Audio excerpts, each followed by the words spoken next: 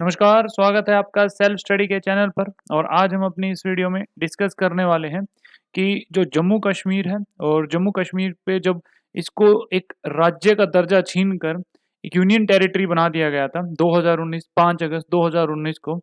तो यहाँ पर जम्मू कश्मीर यूनियन टेरिटरी के अंदर एक लेजिस्लेचर यानी विधानसभा की भी बात की गई थी कि जम्मू कश्मीर में आने वाले टाइम में विधानसभा होगी, जैसे कि पुडुचेरी के अंदर है या फिर मैं बात करूँ दिल्ली के अंदर है। तो यहाँ पर जब एक विधानसभा होगी तो विधानसभा में सीट कैसे डिस्ट्रीब्यूट की जाएंगी, तो इसके लिए एक परिसीमन आयोग का गठन किया गया था। अब इस परिसीमन आयोग ने अपनी लास्ट रिपोर्ट जो है वो पेश की है, सौंपी है गवर्नमेंट को। और जैसे ही इसने अपनी रिपोर्ट सौंप दी है, इसके ऊपर विवाद होना शुरू हो गया है। तो आज हम चर्चा करेंगे कि क्या ऐसी बातें की गई हैं इस परिसीमन आयोग के द्वारा कि जिसको लेकर काफी ज्यादा विवाद हो रहा है। तो चलिए स्टार्ट करते हैं। पीडीएफ के लिए आप लोगों को बता देता हूं कि डिस्क्रिप्शन बॉक्स में एक टेलीग्राम का लिंक दिया मिलेगा, तो जाकर आप वहां से इस वीडियो की पीडीएफ डाउनलोड कर सकते हैं। ओके, तो देखिए, केंद्र सरकार के द्वारा जो गठित एक आयोग था, परिसीमन आयोग था, जिसमें क्या था कि जम्मू और कश्मीर में विधानसभा और संसद दोनों की सीटें, यानी विधानसभा जो कि एमएलए और संसद यानी कि जो एमपी, इन दोनों की सीटों को दोबारा से निर्धारित करने के लिए एक जो परिसीमन आयोग बनाया गया था, उसने अपनी एक लास्ट एक अंतिम रिपोर्ट जो है वो पेश कर दी है। और जैसे ही इसने पेश किया अपनी फाइनल रिपोर्ट को, इसके ऊपर विवाद शुरू हो गया है। खैर, बात करते हैं इस आयोग के गठन की कि यहाँ पर इसके अंदर कौन कौन आते हैं, कैसे कैसे सीटों का निर्धारण किया गया है। देखिए, परिसीमन की जरूरत तब पड़ती है कि जहां पर एक राज्य बनाया गया हो और उस राज्य के अंदर एक कॉन्स्टिट्यूंसी जो है वो डिवाइड की जाती है। और ये डिवाइड कौन करता है? ये परिसीमन आयोग के द्वारा किया जाता है कि फॉर एग्जांपल ये एक कॉन्स्टिट्यूंसी होगी तो यहाँ से एक एमएलए आ जाएगा, ये एक कॉन्स्टिट्यूंसी होगी, ये एक एमएलए आ जाएगा। एक इमेजिनरी लाइन जो है वो एक इस परिसीमन आयोग के द्वारा ड्रॉ कर दी जाती है। ठीक है, ये दिखती तो नहीं है हमको, लेकिन कह दिया जाता है कि ये वाला जो गांव है और यहाँ से ये वाला गांव है, ये वाला, ये पूरा का पूरा इस कॉन्स्टिट्यूंसी के अंदर आएगा। और इससे एक सीट जो है यहाँ पर एमएलए की बना दी जाती है कि ये एक एमएलए। यहाँ पर जो है वो एमएलए की जो सीट है वो 10 लाख लोगों पर या फिर एक जनसंख्या के आधार के ऊपर बनाया जाता है कि इतने लोगों को रिप्रेजेंट किया जाता है एक एमएलए के द्वारा। तो ये जब परिसीमन आयोग की तब आवश्यकता पड़ी जब जम्मू कश्मीर का जो पुनर्गठन अधिनियम 2019 ने विधानसभा में सीटों की संख्या बढ़ा दी गई। 2019 के अंदर 5 अगस्त 2019 को जम्मू कश्मीर का स्टेटस छीन लिया गया था राज्य का, और इसको यूनियन टेरिटरी बना दिया गया था। फिर इस अधिनियम में इसमें विधानसभा की सीटों की संख्या बढ़ाई गई थी। अभी बात करें तो 111 सीटें थी जम्मू कश्मीर के अंदर, और जिस 111 सीटों में 46 जो सीट थी वो कश्मीर में थी, और जम्मू के अंदर 37 और लद्दाख के अंदर 4 थी। अब आपको पता है पहले लद्दाख भी आया करता था जम्मू कश्मीर में, अब लद्दाख को एक अलग क्षेत्र यानी एक अलग यूनियन टेरिटरी बना दिया गया विदाउट लेजिस्लेचर। ये लोग इस बात से बहुत ज्यादा नाराज हैं कि हमें तो कुछ मिला ही नहीं। एटलीस्ट पहले हमारे 4 एमएलए तो आते थे यहाँ से, अब तो कुछ नहीं आ रहा यहाँ पर। और यहाँ पर साथ ही साथ 24 सीटें पीओके यानी पाक ऑक्यूपाइड कश्मीर जो हमारा ये उसके लिए रखी हैं। और यहाँ पर कि भाई आने वाले टाइम में ऑब्वियसली ये हमारा होगा, तो यहाँ पर फिर से अगर कभी यहाँ चुनाव होंगे तो 24 सीटों पे यहाँ चुनाव कर दिए जाएंगे। लेकिन अब बात करें तत्कालीन राज्य में संसदीय निर्वाचन क्षेत्रों का परिसीमन। देखिए, अब यहाँ पर जम्मू कश्मीर की मैं बात करूं तो फॉर एग्जांपल ये एक जम्मू कश्मीर का एरिया हो गया हमारे सामने। इस जम्मू कश्मीर में ऑब्वियसली यहाँ से सांसद भी चुन के आएंगे यानी कि एमपी मेंबर ऑफ पार्लियामेंट भी चुन के आएंगे, और इस एरिया के अंदर इसकी विधानसभा है तो इसमें एमएलए भी चुन के आएंगे। तो जो सांसद चुन के आते हैं वो किस के द्वारा चुने जाते हैं, कौन सा नियम वहां पे लागू होता है? तो वहां पे लागू होता है भारत के संविधान द्वारा शासित होता है। लेकिन विधानसभा की सीटों का परिसीमन जो है वो जम्मू कश्मीर के लोक प्रतिनिधित्व अधिनियम 1957 के तहत तत्कालीन राज्य सरकार द्वारा किया गया था। मतलब वहां की अपना एक नियम होता था जो वहां पर जम्मू कश्मीर के परिसीमन के द्वारा किया जाता था, खुद अपना एक राज्य किया करता था। लेकिन जैसे ही इसका स्टेटस छीना गया है, तब से ये सारे काम संसद के या विधानसभा के इनकी सीटों का निर्धारण भारत के संविधान के द्वारा ही किया जाएगा। अब यहाँ पर यही बात वो बोली गई है। देखिए, परिसीमन आयोग का गठन किया गया था 6 मार्च 2020 को, जब इसका स्टेटस छीन लिया गया था राज्य का। अब इसकी अध्यक्षता जो है यानी कि इस आयोग की अध्यक्षता यानी चेयरमैन कौन बने थे? इसके बने थे सुप्रीम कोर्ट के एक रिटायर्ड जज हैं जिनका नाम है रंजना प्रकाश देसाई जी। इन्होंने इसकी अध्यक्षता की थी और इनके साथ-साथ जो हमारे देश के मुख्य चुनाव आयुक्त हैं यानी chief election commissioner of India ये हो गए, जम्मू कश्मीर के मुख्य चुनाव अधिकारी हो गए और जम्मू कश्मीर के 5 सांसद सहयोगी सदस्य के रूप में इसमें शामिल थे। 5 ही सांसद की सीट यहाँ से आती है और वो पांचों को इनके अंदर शामिल किया गया था।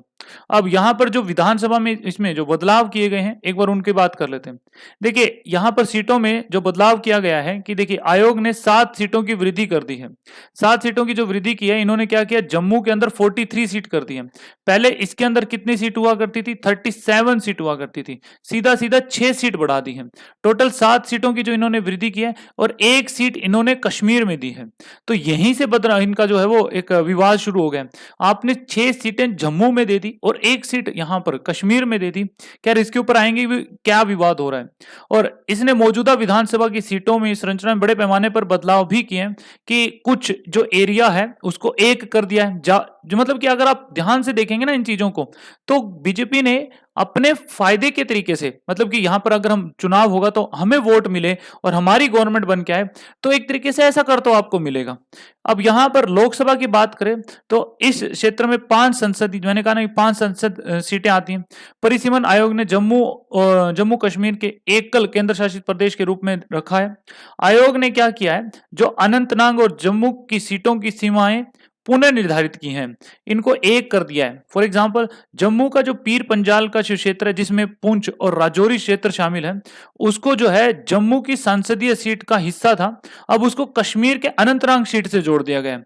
तो देखिए वोट बैंकिंग यहाँ पर एक तरीके से ऐसे डिसाइड कर दी गई है। अब अनंतनाग से कौन कौन आ जाएगा, अब यहाँ से जम्मू का पीर पंजाल का जो एरिया आता है पुंछ और राजौरी, वो इस अनंतनाग में आ जाएगा। तो अब यहाँ पर एक नई तरीके से नई कॉन्स्टिट्यूंसी यहाँ पर बन गई है। साथ ही श्रीनगर संसदीय क्षेत्र की एक सिया बहुल क्षेत्र को बारामूला निर्वाचन क्षेत्र में शामिल कर दिया गया है। तो यहां पर एक बड़े ही दिमाग के तौर पर इन चीजों का यूज किया गया है कि कैसे कैसे सीटों का निर्धारण करना है, कौन से एरिया किसके अंदर मिलाना है, ताकि जो है वोट बट ना सके।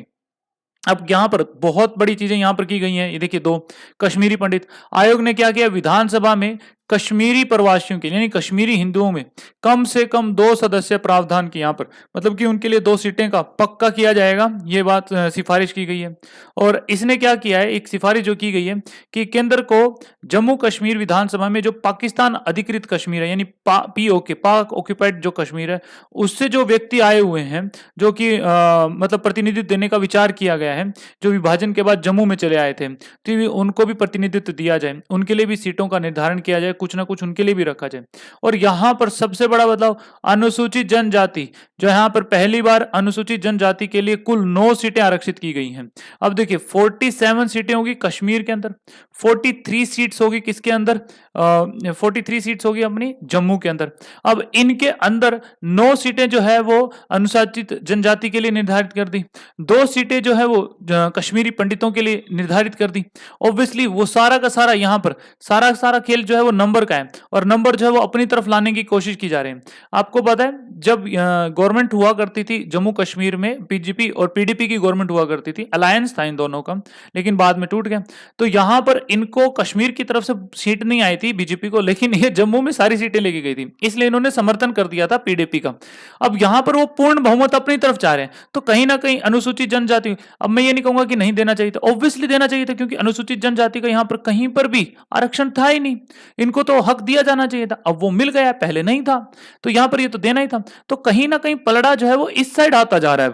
तो इसको लेकर एक काफी ज्यादा कंट्रोवर्सी भी स्टार्ट हो गई है। अब देखें कि जो विवादास्पद गतिविधियां हैं कि भी क्यों कंट्रोवर्सी हो रही है। फर्स्ट ऑफ ऑल तो यहां पर एक जो चीज बोली गई है कि निर्वाचन क्षेत्र की सीमाओं में को केवल जम्मू कश्मीर में फिर से खींचा जा रहा है, जबकि देश के बाकी हिस्सों के लिए हम बात करें तो परिसीमन जो है वो 2026 तक रोक दिया गया कि आप यहां पर परिसीमन आयोग कर रहे हो, यानी सीटों का फिर से निर्धारण कर रहे हो जम्मू कश्मीर में। बावजूद इसके आप पूरे देश में यह कह के बैठे हो कि 2026 तक हम कोई भी सीटों में बदलाव नहीं नहीं करेंगे। खैर, इसका इसलिए करना जरूरी था क्योंकि यूनियन टेरिटरी बनाया गया है इसको, लद्दाख यहां से हटाया गया है। कहीं ना कहीं फिर से देखा गया था 1995 के अंदर यहां पर लास्ट टाइम इसमें परिसीमन हुआ था जम्मू कश्मीर में, तो यहां पर फिर से बोला गया कि हाँ किया जाना चाहिए। तो एक तरीके से इसको हम ये कह सकते हैं कि बहुत ज्यादा जरूरत थी इस करके। अब बात करते हैं वर्ष 2002 में तत्कालीन जो जम्मू कश्मीर सरकार थी उसने देश के बाकी हिस्सों की तरह इन्होंने भी कह दिया कि हम 2026 तक परिसीमन को एक जो है उसको स्टेबल रखेंगे, स्थिर रखेंगे। यहां पर कोई भी हम संशोधन मतलब कि कोई भी सीट नहीं बढ़ाएंगे। और बकायदा इन्होंने जम्मू कश्मीर जन प्रतिनिधित्व अधिनियम में संशोधन किया था जब जो गवर्नमेंट हुआ करती थी, 2002 की बात है ये। इसे जम्मू कश्मीर में बाद में जो इन्होंने ये नियम बनाया था कि भाई हम कोई भी सीट में बदलाव नहीं करेंगे, इसको हाई कोर्ट और सुप्रीम कोर्ट में चुनौती दी गई थी। खैर, इन्होंने कहा था कि ये रोक को इनको बरकरार रखा था, मतलब कि एक तरीके से जो जम्मू कश्मीर की गवर्नमेंट है उसका सहयोग किया था और उनके फैसले को सही ठहराया था। इसके अलावा जब परिसीमन एक नियम रूप से जनगणना की आबादी के आधार पर किया जाता है तो आयोग ने मतलब कि किया जाना चाहिए था कि भाई परिसीमन जब होता कब है, देखिए परिसीमन होता है हमेशा जनगणना होने के बाद। अभी जैसे जनगणना होगी फिर देखा जाएगा कि कितनी जनसंख्या बढ़ी है और यहाँ पर प्रतिनिधित्व की कितनी जरूरत है। मतलब फॉर एग्जांपल 10 लाख लोगों पे एक एमएलए है, अब यहाँ पर जो जनसंख्या बढ़कर 20 लाख हो गई है, तो यहाँ पर जो है अब परिसीमन की जब जनगणना हुई तो यहाँ पर परिसीमन किया जाएगा तो लगेगा कि यहाँ पर 2 एमएलए की जरूरत है और यहाँ पर 2 एमएलए की जरूरत है तो 2 सीट यहाँ 1 सीट और बढ़ा दी जाएगी। तो ये सब चीजें जो होती हैं वो हमेशा जनगणना के बाद होती है, लेकिन हर बार नहीं हुई है। अभी आपको पता चलेगा कि जनगणना के बाद कब कब नहीं हुई है और कब कब परिसीमन हुआ है, कब कब सीटें इंक्रीज की गई हैं। तो यहां पर बोला गया कि परिसीमन जो है वो एक जनगणना की आबादी के आधार पर किया जाता है, लेकिन आयोग ने क्या कहा है कि यह जो जम्मू कश्मीर के लिए कुछ अन्य कारकों को ध्यान में रखेगा जिसमें आकार, दूरदर्शिता और सीमा की निकटता शामिल है। अब बात करते हैं विधानसभा की सीटों में जो बदलाव की आवश्यकता पड़ी है। देखिए, जब परिसीमन का आधार 2011 की जनगणना है तो परिवर्तनों का मतलब है कि देखिए इन्होंने क्या किया है, परिसीमन आयोग ने इन्होंने जम्मू कश्मीर में जहां पर इन्होंने 43 6 सीट जो इंक्रीज की है, इसके अंदर 6 सीट जो इंक्रीज की है, तो आप देखेंगे जम्मू कश्मीर में पूरी जम्मू कश्मीर की आबादी का 48% मतदान करेगी, 44 जनसंख्या। और जबकि कश्मीर में रहने वाले जो जनसंख्या वो 56% है, वो 52% सीटों पे। तो आप देख रहे हो 44% आबादी जो है वो 48 सीटों पर मतदान कर रही है और 56% जो जनसंख्या फिर 52% पर मतदान कर रही है। तो इसको लेकर काफी ज्यादा विवाद खड़ा हो रहा है कि जनसंख्या के आधार पर आपने परिसीमन किया ही नहीं, आपने अपनी सहूलियत के अकॉर्डिंग परिसीमन कर डाला। अब बात कर लेते परिसीमन होता क्या है। देखिए, निर्वाचन आयोग के अनुसार किसी देश या एक विधायी निकाय वाले प्रांत में क्षेत्रीय निर्वाचन क्षेत्रों की सीमाओं को तय करने या फिर से परिभाषित करने का कार्य परिसीमन है। मतलब कि किसी भी एरिया के अंदर यहां पर कितने लोगों के ऊपर एक जनप्रतिनिधित्व होगा, इसका निर्धारण परिसीमन आयोग के द्वारा किया जाता है। कि यहां पर एक पूरा एक राज्य हो गया, लेकिन पूरे राज्य के ऊपर तो एक एमएलए नहीं ले आ सकते ना। यहां पर क्या होता है कि इनको कॉन्स्टिट्यूंसी में डिवाइड कर दिया जाता है एक इमेजिनरी लाइन के द्वारा, ये होता है। तो यहां पर एक कॉन्स्टिट्यूंसी बन गई, अगर जनसंख्या ज्यादा है, जनसंख्या कम है तो बड़ा एरिया ले लेंगे तो ज्यादा जनसंख्या यहां पर आ जाएगी, फिर एक सीट यहां पर दे देंगे। तो ये एक इमेजिनरी लाइन होती है। बताया जाता है कि आपने सुना हो कि ये वाला गांव जो है, ये हल्का जो है इसके अंदर आता है। तो ये सारी चीजें ऐसी होती हैं, ये परिसीमन के द्वारा किया जाता है। और परिसीमन अभ्यास यानी डीलिमिटेशन एक्सरसाइज जो है एक स्वतंत्र एक हाई पावर पैनल है जिसमें परिसीमन आयोग के रूप में जाना जाता है और इसके आदेशों में कानून का बल होता है। और किसी भी न्यायालय द्वारा, मोस्ट इंपॉर्टेंट, किसी भी न्यायालय द्वारा इस पर सवाल नहीं उठाया जा सकता। किसी निर्वाचन क्षेत्र के क्षेत्रफल को उसकी जनसंख्या के आकार यानी पिछली जनगणना के आधार पर फिर से परिभाषित करने के लिए वर्षों का अभ्यास किया जाता रहा है। अब देखिए, एक निर्वाचन क्षेत्र की सीमाओं को बदलने के अलावा इस प्रक्रिया के परिणाम स्वरूप राज्य की सीटों की संख्या में भी परिवर्तन होता है। कि इन्होंने कर दिया एक जो क्षेत्र है कि यहां पर ज्यादा एरिया जो दे रखा था तो इसको कम करना हो गया, ये एरिया कहीं और डिवाइड करना हो गया, ये परिसीमन के द्वारा किया जाता है। और संविधान के अकॉर्डिंग बात करें, इसमें अनुसूचित जाति, अनुसूचित जनजाति, विधानसभाओं की सीटों का आरक्षण भी इसके अंदर शामिल है। ये देते हैं। अभी जम्मू कश्मीर में कहा ना कि फर्स्ट टाइम अनुसूचित जनजाति का प्रावधान वहां पे किया गया है, 9 सीटें उनको दी जा रही हैं। इसका मुख्य उद्देश्य भौगोलिक क्षेत्र पर एक निष्पक्ष विभाजन सुनिश्चित करना, यानी हर एक जो हमारे देश के अंदर कम्युनिटी है उसको इक्वल रिप्रेजेंटेशन किया जाए। ये काम जो है वो परिसीमन आयोग के द्वारा किया जाता है, ताकि जो राजनीतिक दल हैं या चुनाव लड़ने वाले उम्मीदवारों के पास मतदाताओं की संख्या जो है वो उसमें समान अवसर हो। तो ये सब चीजें जो है वो परिसीमन के आयोग के द्वारा की जाती हैं।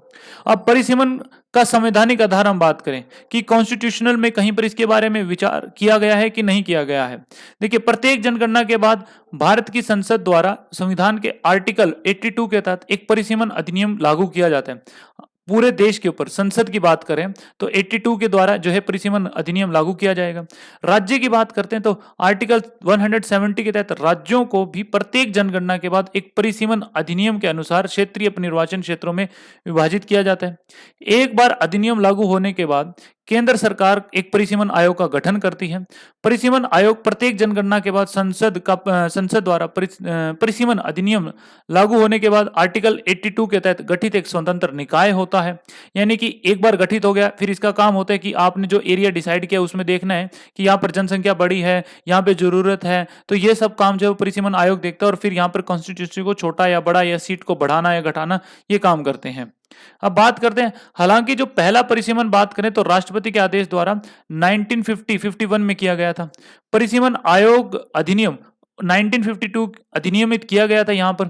अब यहाँ पर बात करें, देखिए 1952, 1962, 1972, 2002 के अधिनियमों के तहत 4 बार 1952, 1963, 1973, 2002 में परिसीमन आयोग का गठन किया गया था और 1981 और 1991 के अंदर जनगणना के बाद कोई भी परिसीमन नहीं हुआ है। तो ये सब चीजें आपको ध्यान रखनी है। अब 2026 तक जो है एक तरीके से कहेंगे कि सीटों को रिजर्व कर दिया गया, फ्रीज कर दिया गया। 2026 के बाद आने वाले टाइम में भी जो है यहाँ पर फिर से परिसीमन किया जाएगा, सीटों का इंक्रीज किया जाएगा। और वो एक तरीके से आप देख सकते हो, क्योंकि जैसे एक नई पार्लियामेंट हमारे सामने बन के आ रही है, तो ये एक सबूत है कि आने वाले टाइम में obviously MP, member of parliament जो है और एमएलए जो है वो आने वाले टाइम में इंक्रीज होने वाले। तभी तो एक नई पार्लियामेंट का गठन किया जा रहा है, जिसमें मेंबर ऑफ पार्लियामेंट, राज्यसभाओं की संख्या जो इंक्रीज की जाएगी। तो ये एक तरीके से ऐसे भी समझ सकते हैं। अब बात करते हैं परिसीमन आयोग की संरचना, कौन कौन होता है इसके अंदर। देखिए, परिसीमन आयोग का गठन जो है वो राष्ट्रपति द्वारा किया जाता है और भारत के मुख्य चुनाव आयुक्त जो है वो इसके अंदर शामिल होते हैं। और इनके अंदर बात करते हैं, देखिए सर्वोच्च न्यायालय के जो रिटायर्ड जज हैं, हमने देखा रंजना प्रसाद जी जो है वो इसके अंदर रिटायर्ड जज थी। और मुख्य चुनाव आयुक्त हमने देखा वो भी शामिल थे। और जम्मू कश्मीर के जो मुख्य चुनाव आयुक्त थे वो भी इसके अंदर शामिल थे। साथ ही साथ जम्मू कश्मीर के 5 सांसद जो थे वो सदस्य के तौर पर वहां पर शामिल किए गए थे। तो ये सब चीजें होगी हमारे सामने। अब उम्मीद करता हूं कि पूरा कॉन्सेप्ट आप लोगों को शामिल क्या समझ में आ गया होगा। आपको विवाद भी समझ में आ गया होगा कि क्या विवाद हो रहा है। कहा जा रहा है कि भाई हमें सीटों का मतलब बंटवारा सही से नहीं हो रहा, जनसंख्या के आधार पर नहीं हो रहा। तो आने वाले टाइम में देखते हैं कि अब कैसे चीजें आती हैं हमारे सामने।